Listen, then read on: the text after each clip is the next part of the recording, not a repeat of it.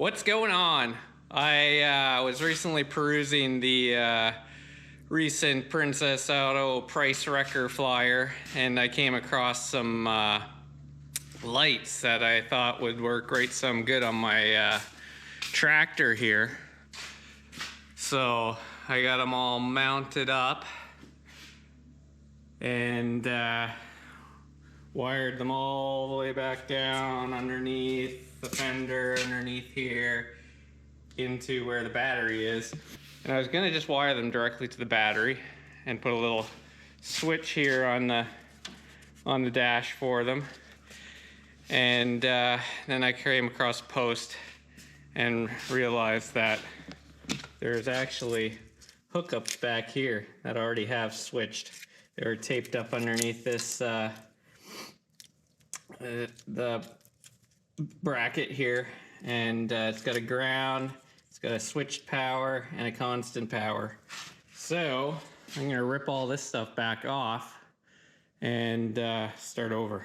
But this time, when I'm gonna wire these up, instead of leaving the white wire here, I bought some I think it's 3/8 split loom from Princess Auto for 10 bucks or whatever it was, so we'll put that around. At least then it blends in a little bit more with the ROPS.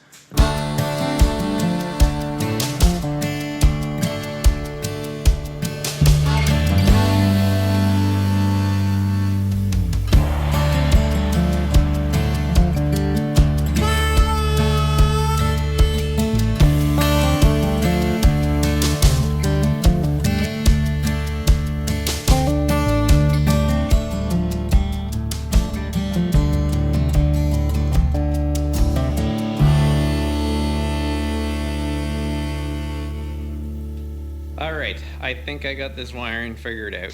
So, I'm going to show you the back here first. I've kind of wired it all in, but I haven't kind of buttoned it up yet. So, basically, there's one wire that comes from the tractor that has constant power. There's one that's hooked up to a 12-volt switch, and then here's your ground wire.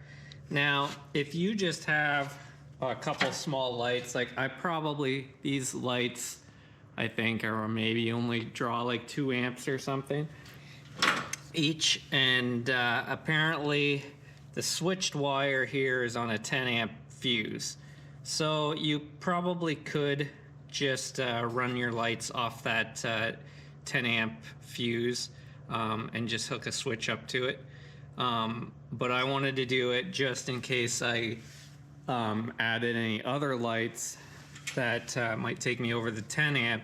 The power wire here is a 20 amp one. So what you can do is get yourself a relay, and you can look online about relays, but basically what it does is it takes your 20 amp one, input this blue wire, and then it uses the other power wire, which is this little one, to control the switch, and the switch tells the relay to send power through the 20 amp one to your lights. So that way the switch wire is like 10 amp one, it's only running the just telling the relay what to do, and the 20 amp one is what's running your lights. So anyway, you can probably find a better video on that. But what I wanted to do is I wanted to put this relay, it would have been a lot easier if I could have found somewhere to put it here in the back and mount it back here. I looked under the fender, but then it's gonna get all muddy, so I didn't want to do that. So I ended up running 3 wires all the way up, so it goes kind of under here, over top of the gas tank. See if I can find a flashlight here. You can kind of see the shinier black one is the new wire. Goes down through there, and you can kind of fish it through here. You see I got it zip tied there. It goes under there. Then it comes underneath and comes out right there. Follows this other one all the way back up. And then comes out right here beside the motor. And finally comes out here by the battery. So all I have to do yet, so I'll just show you. We'll turn this on. So if I flip this switch, it'll light up, and we got our lights up there. Off, on, off, on. And that relay will let you run more lights back there if you want. So I'm just gonna mount this all, tie this all up, put it under here. That way it's protected from the elements. And then I'm gonna put a switch, a hole for the switch here, or I know you can do it up here too, but the mounting thing I have for the switch is kind of big, so it's, I don't know, we'll have to try that. I think I am gonna try to put it right here. I took the bezel here and it looks like it should fit all right. So I'm just gonna kind of trace around the outside here so I know.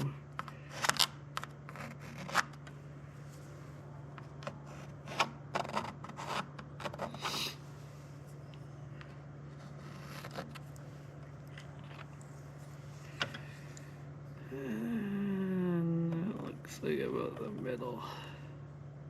So drill a hole. I checked in behind there. There's nothing really that you have to worry about hitting. So I got a stepper bit here, and I'm basically just gonna see what goes up to there. So we don't want to go past that one. Grab my Sharpie and just kind of mark. That's how far we're going up to. Okay, so this is the probably most stressful part.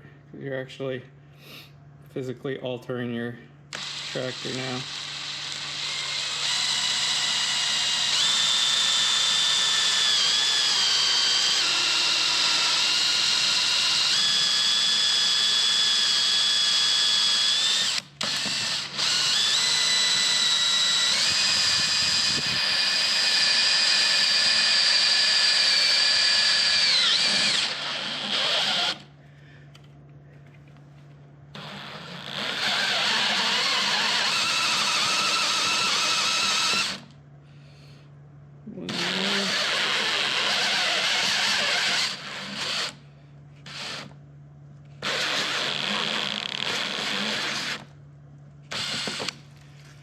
Okay, I think that's as far as we need to go.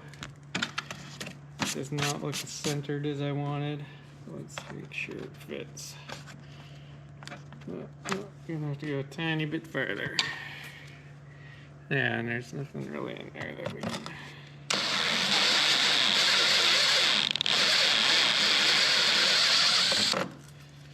Yeah, I think we should be good now. Perfect.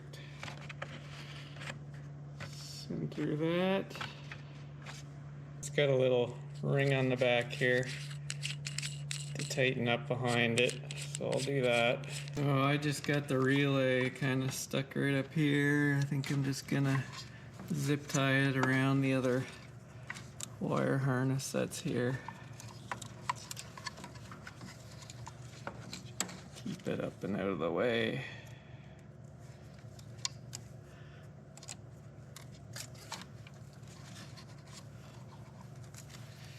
Perfect.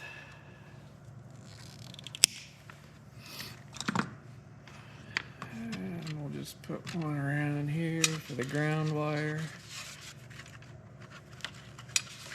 I'll show you where I grounded this to in case you aren't sure where you can get a ground point from.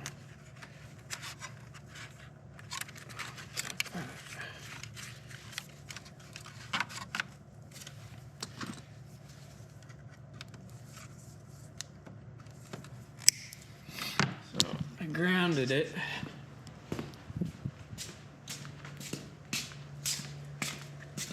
On the other side here, right here, I just took that nut off, grounded it to here, which seems to be grounded to the frame, and it worked good. I got that kind of buttoned up at the back there, so it almost looks factory. If I could have somehow fished the wire up through the ROPS, would have been perfect, but it works. So I decided I'm gonna point one backwards and one forward, because on these tractors, the headlights are pretty much useless when you have the loader on it. Like, unless you're keeping the loader like way down low or way up high. So we'll do a test here once it gets dark and see how it looks. Plus, I think, let's check outside here.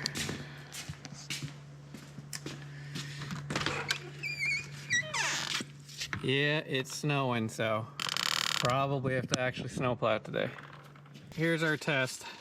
So this is what it's like when you're looking forward before. And you can see, like, unless you have your bucket like way down there, you can't see anything, and that's like touching the ground. And looking out back, you can't see anything pretty much. So now let's see what the light's on. Much better. And forward, much better.